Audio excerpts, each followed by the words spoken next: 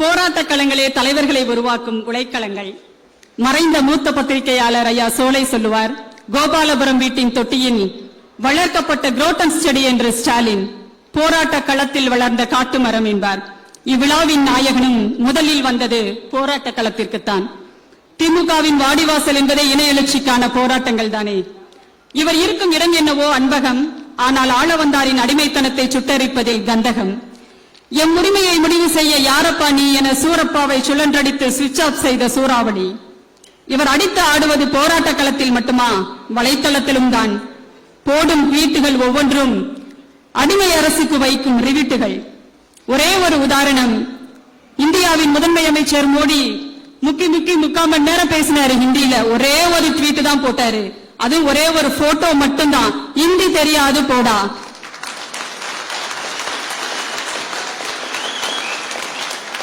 தனக்கான வரலாற்றை தானே செதுக்கிக் கொண்டிருக்கும் இளைஞரணியின் இதயம் திரு உதயநிதி ஸ்டாலின் அவர்கள். தம்பி வா, சிறப்புரையாற்ற வா என உடன்பிறப்புகள் நிறைந்துள்ள இந்த அவை இப்போது உங்களை அழைக்கிறது. நாளை பேரவையும் உங்களை அழைக்கும் நாள் நெருங்கி வருகிறது. வாருங்கள் சிறப்புரையாற்ற.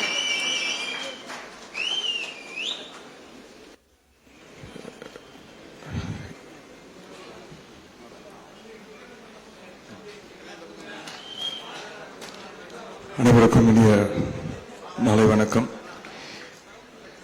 என் மீது உள்ள அதீத அன்பாலும் பாசத்தினாலும் என்னை பேச வைக்கிறதுக்கு முன்னாடி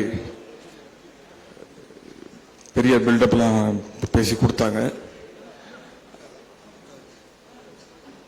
நன்றி.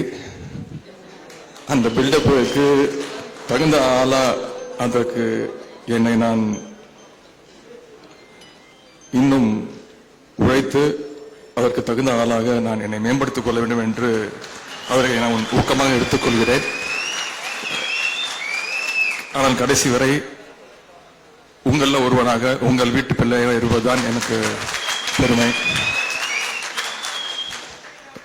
ரொம்ப நேரம் பேச மாட்டேன், பேச முடியாது, கொஞ்சம் நேற்றிலிருந்து தொண்டை வலி இருந்தாலும் இந்த சுயமரியாதை சூரியன் இந்த கவிதை தொகுப்பு வெளியீட்டு விழாவிற்கு தலைமை ஏற்று நடத்தியிருக்கக்கூடிய நம்முடைய சேலம் மேற்கு மாவட்ட பொறுப்பாளர் அண்ணன் செல்வ கணபதி அவர்களே,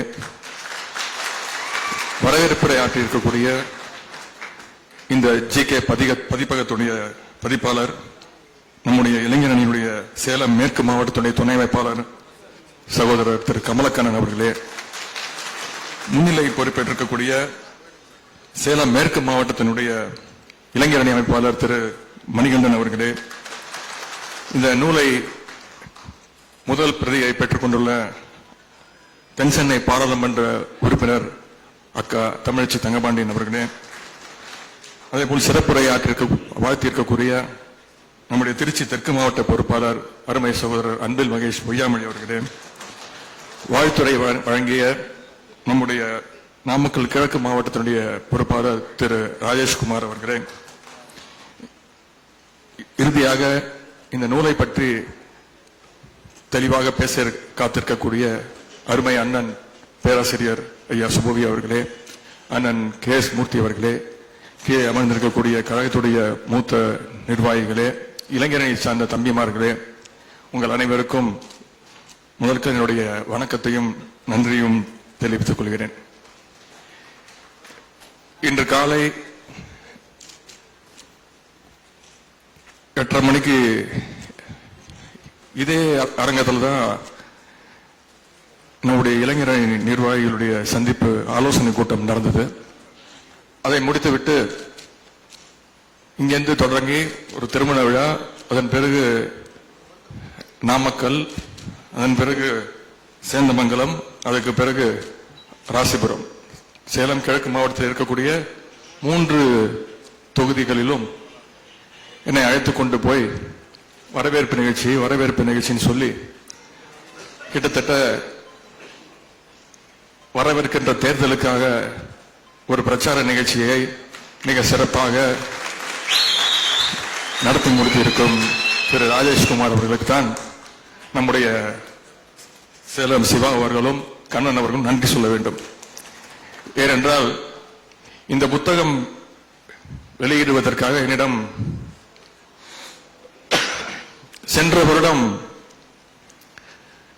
டிசம்பரிலிருந்து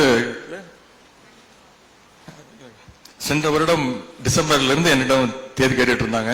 நான் கண்டிப்பாக வருகிறேன், உங்கள் மாவட்டத்திலே வச்சு வெளியிடுவோம் என்று சொல்லியிருந்தேன். அதன் பிறகுதான் கொரோனா பாதிப்பு வந்தது. நான் கூட நடுவில் வட்ட சொன்னேன், நம்ம வந்து ஜூம் கால் வச்சு வெளியிட்டுருவோமா, எல்லா நிகழ்ச்சியும் ஜூம் காலில் பண்ணிட்டு இருக்கோம், எல்லாருக்கும் கொஞ்சம் வசதியா இருக்கும் அப்படின்னு. ஆனால் திரு சிவா அவர்களும் கண்ணன் அவர்களும் ஒற்றுக்கொள்ளவே இல்லை. நீங்கள் இதை நேரடியாக வந்து இதை ஒரு பெரிய நிகழ்ச்சியாக நடத்தினால்தான் எங்கள் மனதுக்கு திருப்தி என்று சொன்னார்கள். அதன்படி நான் திரு ராஜேஷ்குமார் அவர்களுக்கு தேதி கொடுத்திருந்தேன். இந்த நாமக்கல் கிழக்கு மாவட்டத்திலே காலை 8:30 மணிக்கு ஆரம்பித்து என்னிடம் 8 நிகழ்ச்சிக்கு அனுமதி பெற்று கிட்டத்தட்ட 30 நிகழ்ச்சிகள் நடத்தி நான் மீண்டும் இந்த நாமக்கல் கிழக்கு மாவட்டத்திற்கு பிரச்சாரத்திற்கே வர தேவையில்லை என்பது அளவுக்கு இன்று முழுக்க தேர்தல் பிரச்சாரத்தை நடத்தி முடித்து விட்டார். முடித்துவிட்டு இங்க வந்து என்கிட்ட சொல்றாரு, நான் எப்படி நன்றி சொல்றேன்னே தெரியல அப்படின்னு. நான் தான் சொல்லணும் உங்களுக்கு நன்றி. எனக்கு ஒரு நாள் தேர்தல் பிரச்சாரம் கொடுக்கும்போது நான் நாமக்கல் கிழக்கு தாண்டி அப்படியே போயிடுவேன்.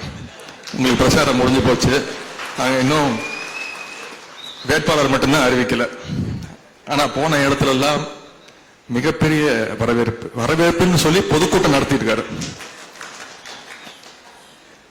செல்லும் இடமெல்லாம் மிகப்பெரிய வரவேற்பு.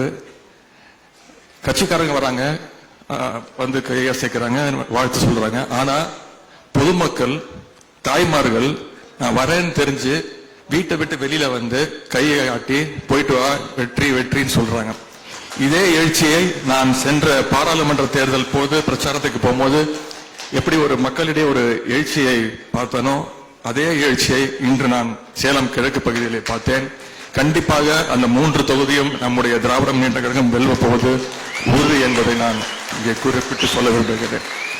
அடுத்து இந்த பத்திரிகையில அவர் சிவா அவர்களும் கண்ணன் அவர்களும் தெளிவா, சரி இவர் நூலை வெளியிட்டு போயிருட்டோம், நான் நூலை வந்து முழுசா இன்னும் புத்தகத்தை ஃபுல்லா படிக்கல, உண்மையை சொல்லிடுறேன், மன்னிக்கணும். இன்னைக்கு கொடுத்திருக்கீங்க, நான் விரைவில் படித்து முடிச்சிடுறேன். அதனாலதான் தெளிவாக நூலை வெளியிடுபவர் சொல்லி என் பேரை போட்டு நூல் ஆய்வுரை அப்படின்னு நம்முடைய அண்ணன் பேராசிரியர் சுபவி அண்ணனுடைய பேரை போட்டிருக்காங்க. நான் இப்போது இந்த கொரோனா காலத்துல தான் படிக்க அந்த பழக்கத்தை ஆரம்பித்து சின்ன சின்ன புத்தகங்களாக எனக்கு நேரம் கிடைக்கும் போதெல்லாம் படித்து அதை நான் பதிவிடுகிறேன். தலைவர் அவர்கள் ஏற்கனவே சொல்லியிருக்காங்க, அதை என்னுடைய இளைஞரணி தமிழ்மார்களும் தொடர்ந்து செஞ்சுட்டு வராங்க. எந்த ஒரு நிகழ்ச்சியா இருந்தாலும் பொன்னாடை போகிறதுக்கு பதிலாக ஒரு புத்தகத்தை பரிசா கொடுங்க. இந்த வாசிக்கிற பழக்கம் நமக்கு அதிகமாகும். ஏன்னா திராவிட முன்னேற்ற கழகம் படித்தும் பேசியும் வளர்ந்த இயக்கம். அந்த ஒரு தொகுதியோடு தான் என்னை வந்து இங்க திரு சேலம் சிவா அவர்கள் அழைத்திருக்கிறார். மிக அருமையான புத்தகம். நீங்கள் அனைவரும் கண்டிப்பாக இந்த புத்தகத்தை வாங்கி நீங்கள் அதை படிக்க வேண்டும் என்று நான் கேட்டுக்கொள்கிறேன்.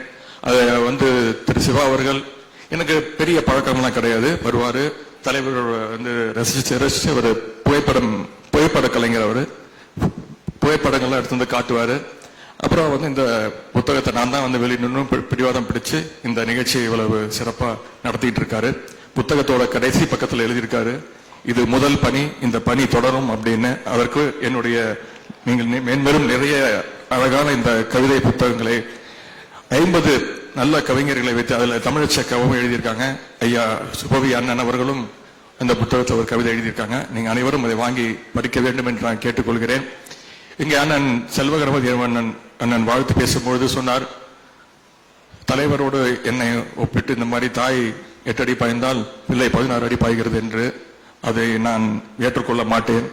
தலைவர் அவர்கள் 13 வயசுல திமுக கொடியை பிடிச்சுக்கிட்டு இளைஞர் மன்றத்தை ஆரம்பிச்சு தலைவருடைய கால் படாத இடம் இந்த தமிழ்நாட்டில் கிடையாதுங்கிற அளவுக்கு இந்த கழகத்தையும் இளைஞரனையும் வளர்த்தவர். நான் இப்பொழுதுதான் என்னுடைய படியவே ஆரம்பிச்சிருக்கேன். அதை நான் ஏற்றுக்கொள்ள மாட்டேன். நான் இன்னும் பயணிக்க வேண்டிய தூரம் இன்னும் நிறைய இருக்கு. இருந்தாலும் அண்ணன் செல்வகணபதி சொன்னதை நான் எனக்கு ஒரு இலக்காக வைத்து அதை நோக்கி நான் பயணிக்கிறேன். அந்த பயணத்திலே நீங்க அனைவரும் என் கூட இருந்து பேராசிரியர் ஐயா சுபவேந்தனும் அக்கா தமிழ்ச்சேகரும் வந்திருக்கக்கூடிய அத்தனை கழக மூத்த முன்னோடிகளும் எனக்கு துணையாக இருப்பீர்கள் அந்த பயணத்தில் என்று கூறிக்கொண்டு இந்த புத்தகத்தை வெளியிட்ட திரு சிவா அவர்களுக்கும் கண்ணன் அவர்களுக்கும் மீண்டும் என்னுடைய வாழ்த்தை தெரிவித்துக் கொண்டு விடைபெறுகிறேன். நன்றி, வணக்கம்.